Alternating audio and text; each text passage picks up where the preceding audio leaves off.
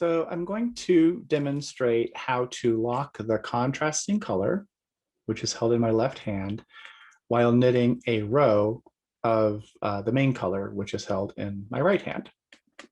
I've already worked one stitch here, just a selvage stitch. We are not counting this as part of this process. I'm just getting away from the edge of my swatch so I can show you how to do this.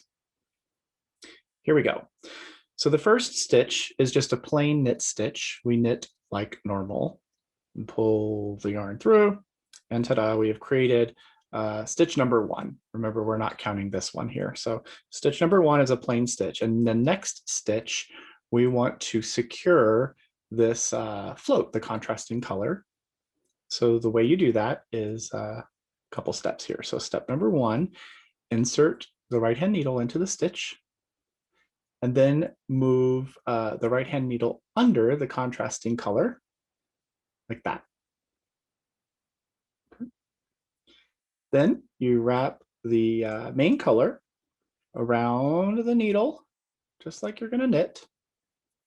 And then you return this contrasting color to the back of the work and complete your stitch.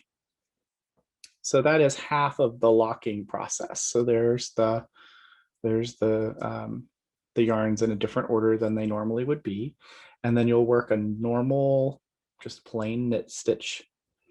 And now the two yarns are oriented the way that they should be. The yarn that is held in the left hand is usually lower than the yarn that's held in the right hand. That's the order they would always be in if we didn't do this process. So remember, we knitted one plain stitch, we just trapped a float, and then I just knit another plain stitch, which means it's time to lock another float.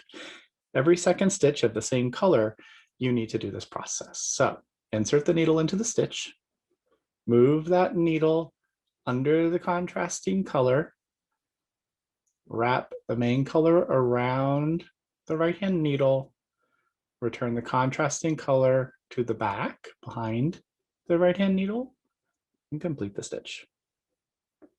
Simple as that. Next stitch is just a plain knit stitch. And so you'll continue in this method, locking. So insert, bring the needle behind the contrasting color, or bring the contrasting color between the two needles, either way. Wrap the main color around, and then I just sneak the needle back under the contrasting color and pull the main color through. And then I do a plain one. So I'll just keep doing this a few more times. I'm not gonna talk and talk the whole time. Sometimes people like just watching the process. So here we go, a few more. Here we go to lock a float.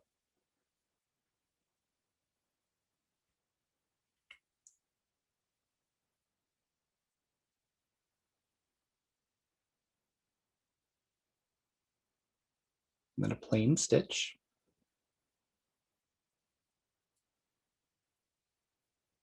And then locking a float.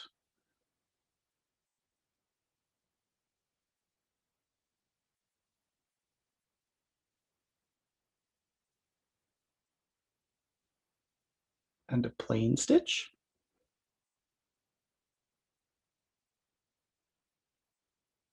Locking a float.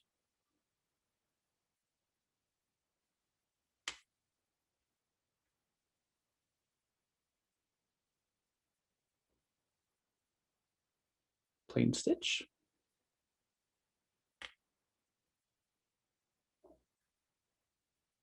And locking the float.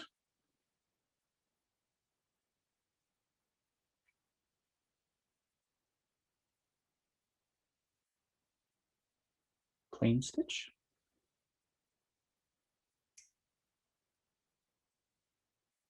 So that is what this looks like. So now I have an entire row, or partial row, there's a few more to go, of our main color with the floats locked on the back. And just this top row is what we just did there.